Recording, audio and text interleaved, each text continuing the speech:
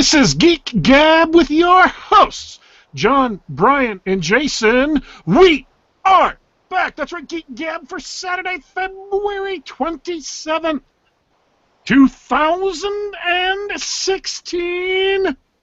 Ooh, I forgot to get water before the show. I have no water at the desk, so I'm gonna mute my mic and see if my two valiant cohorts can carry the show while I dash on over to the water pile in my room. I'll be right back. Okay, this is the chance we've been waiting for. Remember, like we rehearsed. Go. Oh, yeah. Oh, you choked. I messed up. I'm just glad that he let us talk. I thought that because he didn't have water, we weren't going to say anything. Remain perfectly silent. Sorry, guys. How's your week, Brian? It's been hectic, and not really for any reason that anyone on the show would appreciate. Although I did just make it back from Walmart, and I'm here to report to you, my fellow co-host and listeners of Geek Gab, that I have seen the future of where our low trust society has headed, and I've seen it in the Wall Martians. That's right. Martians? The Wall Martians, the people of Walmart. Oh. Yeah, I was wondering about that because there was a website called The People of Walmart, and it's pretty much what you'd expect. But I was wondering if that's what it's really like. Yeah, if you've ever heard the line from 1984, if you want to picture the future, imagine a boot stuffing in a human face forever. The people of Walmart is more like a 300-pound welfare mom blocking the aisle you need to get down forever. Oh, goodness. And then passive-aggressive cashiers clipping off the inventory control tag from your watch and secreting it inside your nested bags so the alarm will go off when you walk out of spite. Man, it takes a lot of spite to do that. Yeah, especially when I was trying to save her some time, man. They really did that to you? Yeah, just now. Yeah, just really quick, I was, up at the jeweler counter trying to get a new watch. There was a girl in like a trainee up there, asked her a question, found what I wanted. By the time I got back to the register, there was like a whole family who each wanted something. Like the teenage girl wanted her ears pierced, the dad wanted something, and then he was holding a little baby who kept screaming like an alley cat like every 5 seconds, and then he'd mimic it like it was funny. I'm going to tell you it wasn't funny, but so anyway, after like 15 minutes of that, when they came to a stopping point, I'm like, all right, now I'm finally next. Cashier gets on the phone, starts chatting with someone, like, okay, well, maybe she's calling for help for the line that's forming behind me here. Now she got off the phone, then got back on the phone for like another 2 minutes. Finally, I just asserted myself and like, hey, can you ring up this watch? I also had another bag of sundries with me, and she started to take that. I stopped her like, no, just just need you to ring up the watch and take off the inventory control tag, and I'll take care of the rest. So I was trying to cut down on her workload. But yeah, no sooner did I check out my other stuff and out the door than, the warning went off, which I ignored and just got home now and, found the snipped inventory control tag, like, within a bag. Wow. That's taking it to another level. Oh, well, and I'm about to take it to a level after that because I got plans for that bad boy. It's still active. So that was my day. How about you guys? So I'm enjoying the geekly pursuit of competitive esports. There's they've got Blizzard's trying to do its spring championship for what's it called? Heroes of the Storm. It's pretty good. MOBAs are do you know what a MOBA is? I don't know. Massive online battle arena. Yeah, it's like inverse tower defense, where you play champions that are trying to help your creeps get across to the other side of the map. Okay. It's dumb, but Blizzard, after watching the success of games like League of Legends and stuff, they made their own with their own Blizzard characters playing the heroes, and it's fun to watch because it's a faster game than like League of Legends games can be like anywhere from 30 to 60 minutes. Wow. And video game time, that's forever. It is. It is. And one of the reasons why I never played. But the fast-paced game's a lot better. I don't doubt it. It's also a little bit more watchable because you don't have 15 minutes of nothing happening. Yeah. Yeah, speaking of which, I was watching a baseball game earlier while I was getting my hair cut, and I know the feeling. I just watched the sequel to Crouching Tiger, Hidden Dragon. Oh, is that a thing? Yes. It's called Crouching Tiger, Hidden Dragon, The Sword of Destiny, and I've posted the trailer a couple of times on the blog. So if you've been reading my blog, you will have seen the trailer. Wasn't that also the Tenacious D movie? Came out a few years ago. No. That was the pick of Destiny. Oh, okay, right. So which one would you say is better?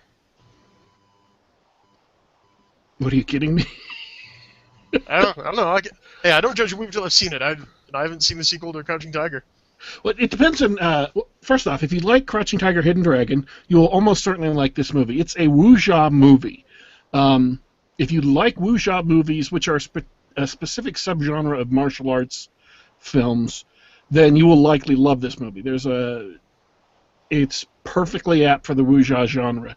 However, it is available only on Netflix, so if you don't have Netflix, then you will not be able to watch the movie. There is a sword that was made with techniques that have been lost to the ages. It is the most legendary and famed sword in China. Anyone bearing this sword has never lost a duel or a battle. This sword is currently being kept at the estate of the main character who died in Crouching Tiger, Hidden Dragon. Spoiler, but it's been 20 years, folks. If you haven't seen it yet, that's just your fault. Okay? I don't have to care about spoilers for a 20-year-old movie. That's beyond the spoiler statute of limitations for movies, which is, by the way, only a year for most movies and only a couple of weeks for mega blockbusters, so sorry. And Michelle Yeoh comes to pay her respects to her mentor, her teacher who died, who was killed, and finds out that one of the great and evil martial arts organizations in the country is sending minions to come and steal this sword, which is called Jade Destiny. That's where the name of the movie comes from. The movies are based off of a series of wuxia novels, and I don't know, I really enjoyed it. It had great martial arts battles that were unique and colorful. It had interesting characters. They did not take a long time dwelling on pointless minutiae. They had enough character development to make you, understand their motivations and understand what they were doing. And the movie was neither slow nor was it stripped of characterization or emotional interest. It wasn't Fury Road. And I'm not saying that to insult Fury Road, but Fury Road was basically, an hour and a half chase scene. This was not an hour and a half chase scene, nor was it an hour and a half of people sitting around talking for no good reason. I enjoyed it quite a lot, and so I would recommend it if you haven't seen it. It's a great start to the wuxia genre.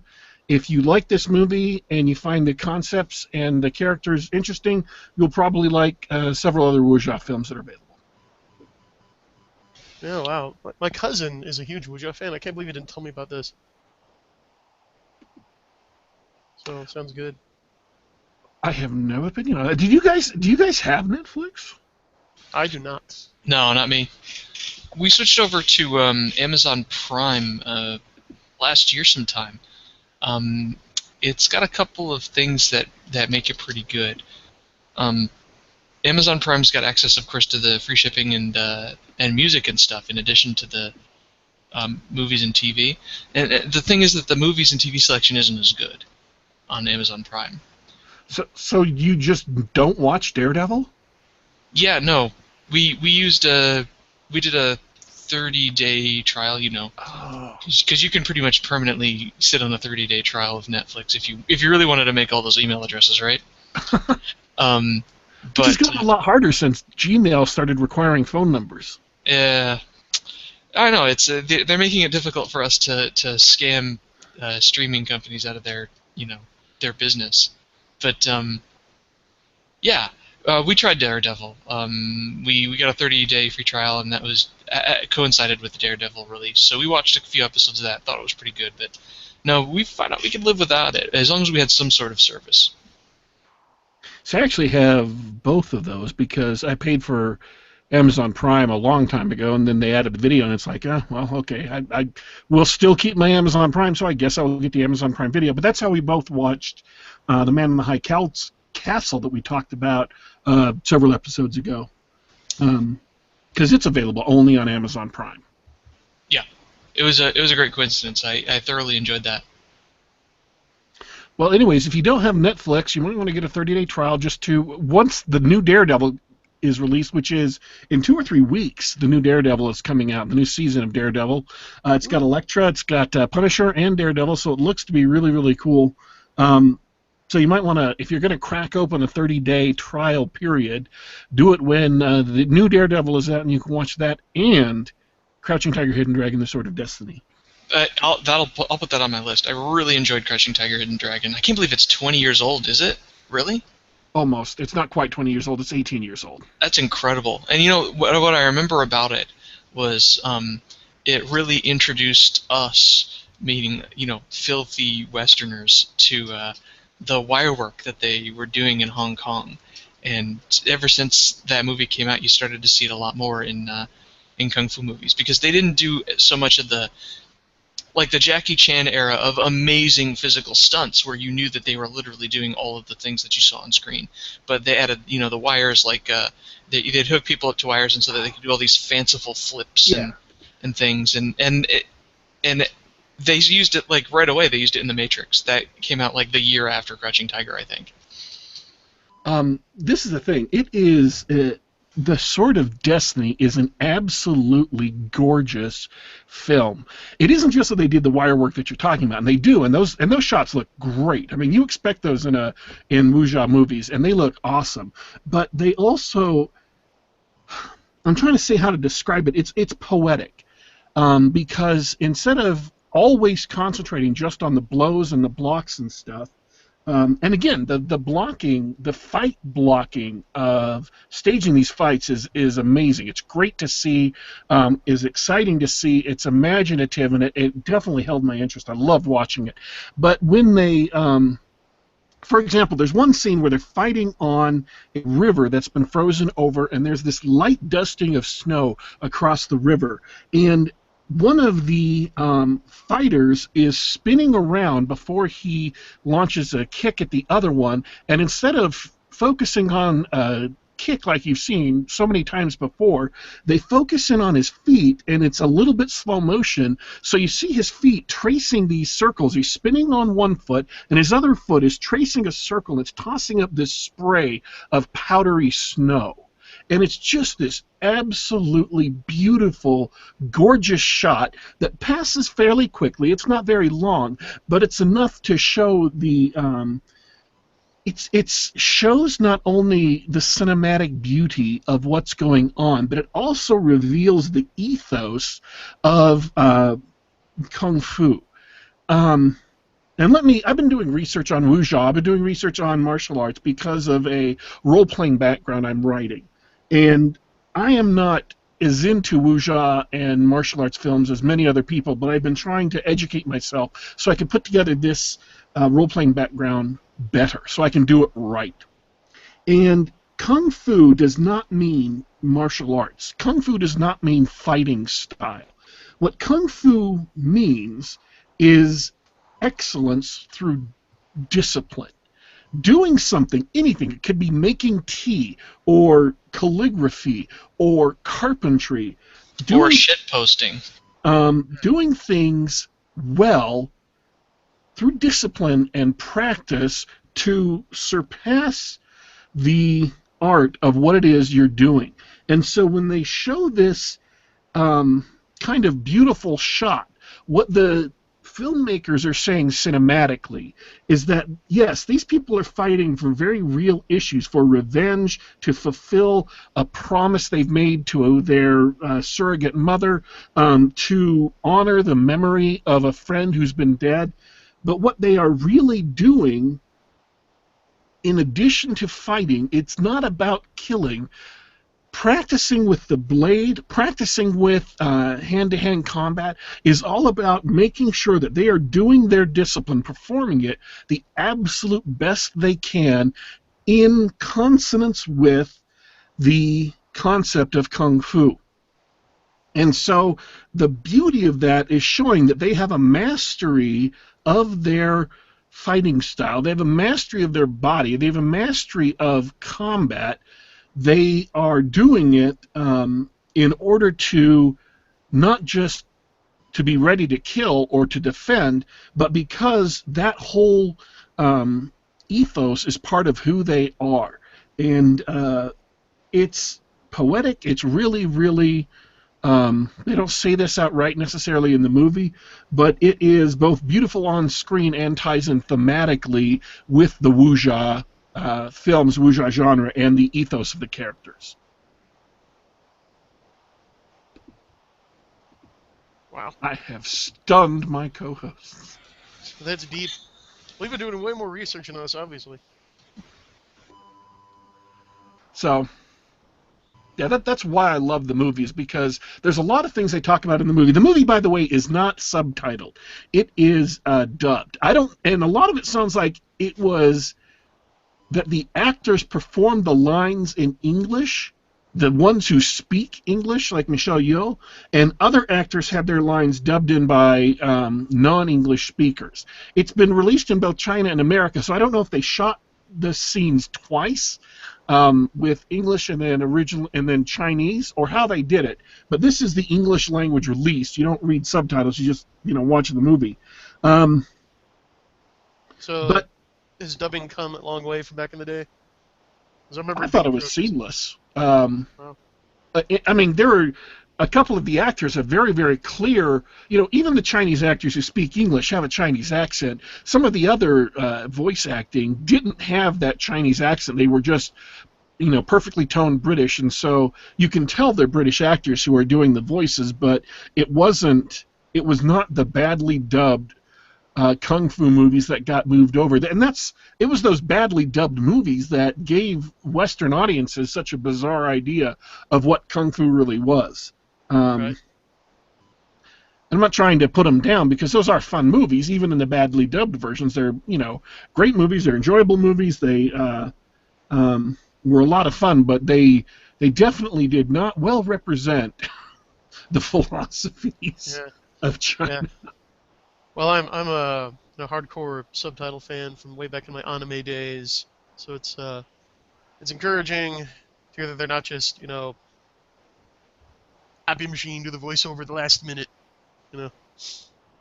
Yeah, I definitely back when I watched that weeb trash, I could only handle the subtitled stuff. And I don't blame you.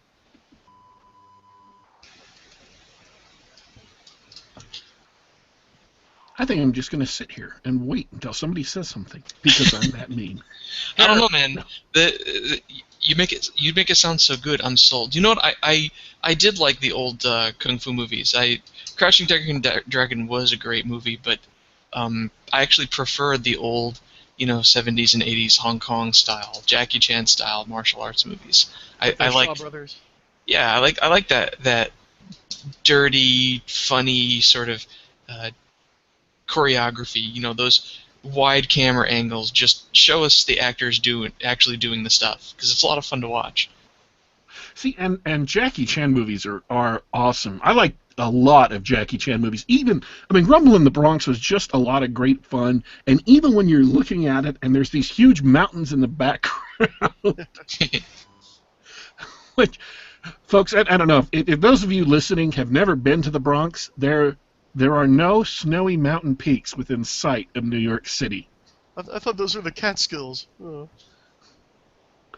But it was a great movie. It was a fun movie. I also need to watch more of the Shaw Brothers movies. Those are on my wish list to watch because the martial arts background I'm making has room in it for everything from street level kung fu, the brutal fighting without any supernatural elements coming into it, all the way up to full on wuxia, which is or even the subgenre of wuxia, which is called the flying swordsman movies, which Crouching Tiger, Hidden Dragon definitely is.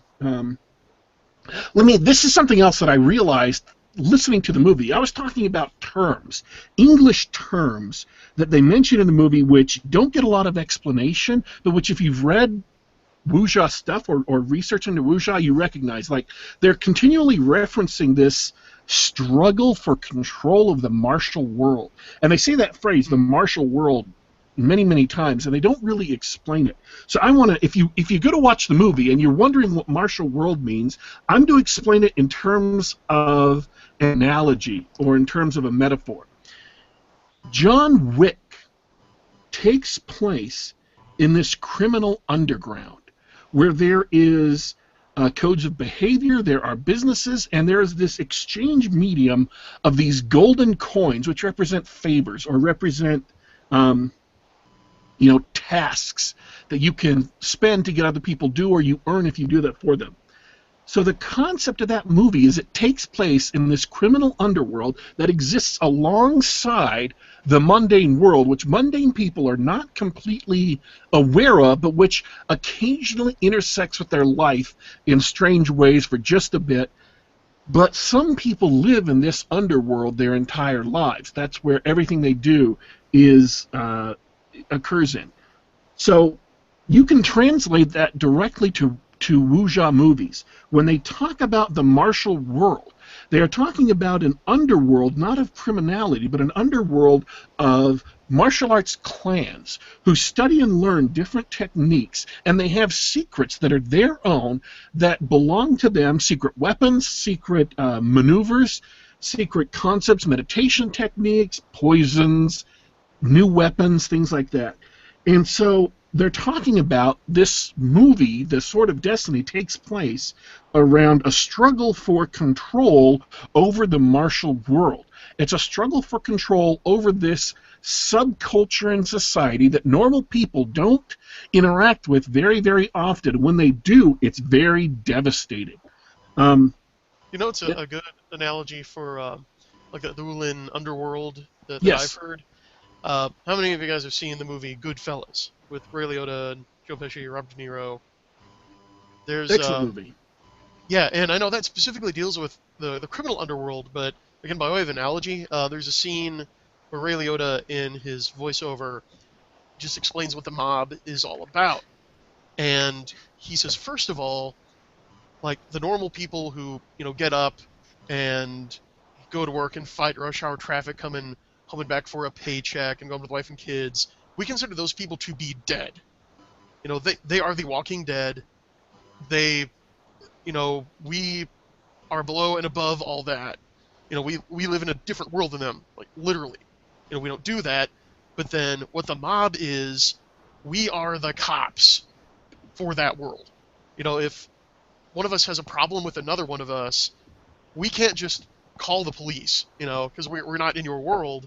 But, we go to, the bosses to straighten people out. And then we take a cut or turn, and that's it. So it is this parallel subculture with its own customs, its own rules. It's really no less valid than the surface world we're in. And yeah, the Italian Mafia it's dedicated to organized crime. And in the Wu Lin, from what I understand, there is some of that. Like, there are some, shady, underhanded characters, but then everybody is trying to achieve, this excellence through discipline, and it's really more founded on those who take the step into dedicating their lives to that. That makes sense? Yeah, that's... Yes. So when they talk about the martial world, that's what they're talking about, is this subculture of martial arts clans, of martial arts groups, and this the main villain in the movie is trying to take control over it and bring it all under his Dominion. High So, stakes. yeah, that's what I loved about it is they provide enough stuff so that if you're English or American, you can understand the movie, you can enjoy the movie fine. But uh, if you're familiar with the genre, if you're familiar with um, the types of movies the types of movies, books, comic books, um, TV shows, then you'll know a little bit more about when they refer to the martial world, what it is they're talking about. Oh, one other thing I loved is they talk about one character who was originally famed for being in this. All the characters are listing, well, I'm this person and I'm famed in this district. And this other guy who they're hiring says, well, I'm this person and I'm famed in this tavern. That's it. But later on in the movie, when they're referring to him after he's done some, strong things, they refer to him as being famed in the rivers and lakes. Mm. Well, rivers and lakes is a direct translation of a Chinese term, Zhanghu. And Zhanghu is another name for this same martial arts underworld. So what they're saying, and again, you're not going to get this because in English, you'll just hear famed in rivers and lakes. Okay, that doesn't make any sense. But being famed in Zhanghu means that he's now famed because of what he's done in the entire martial arts underworld. I thought that was a cool touch for that character. It made his dramatic arc kind of complete. Yeah, that's an awesome touch that they didn't try to translate it into what the English idiom would be, and just kind of left you with that symbolism. Because that really it gives you a sense of the exotic, and that you're kind of overhearing secrets that maybe you weren't meant to. Adds a layer of mystery. So anyways, I quite enjoyed the movie on every level. It's a great fight movie. If you like martial arts movies and fight movies, it's a great fight movie. There's a lot of backstory, subplots, honor, revenge, battles. If I was a bigger geek, I'd have all those lines from The Princess Bride memorized so I could recite that to you, but I'm not. But it does have all that stuff. Insert the Princess Bride quote number 65A. All right, you're good. All right, we are almost out of time, so I will let John see if he has anything left to say. John Wick was awesome. Yeah, it was. Yeah. So in other television news, we last time we talked about the X-Files reboot. Yes. And if you recall, I said the first episode was really weak, just a Chris Carter sort of mythology episode, and then they had a couple of fun episodes after that. Well, I was wrong, guys. They wrapped up the 6-season miniseries with another Chris Carter mythology episode. It was disastrous. It was awful. It wasn't even... you can't even pretend that it was a good... you could have said... It's one saving grace, which is the whole saving grace of the whole thing as well. At least we got to see Mulder and Scully together, for another episode. But you can't even say that about this episode because probably the biggest mistake that he made is they split them up for the whole episode. Oh, someone needs to put Chris Carter in the same room with George Lucas somewhere in Hollywood. Just be like, here, guys, here's some legal pads. Just write down all your big ideas, and then once a week we'll come in through them, give them to actual writers who could make compelling, coherent narratives from it, and then film those. Yeah. So anybody, including you guys, if I've led you astray, I'm sorry. I fucked up. It was real bad. Well, it takes a big man to admit it. What about you, Brian? Anything else? Any last words before we take off? Dead air. Buy his book. Buy his book. Brian has no last words before we take off. Okay. Oh, you're talking to me? Yeah. Yeah. You're the only one of the three of us that's called Brian. You cut out for a second. I didn't hear Brian, I'm sorry. No, that's fine. So anyway, don't take crack.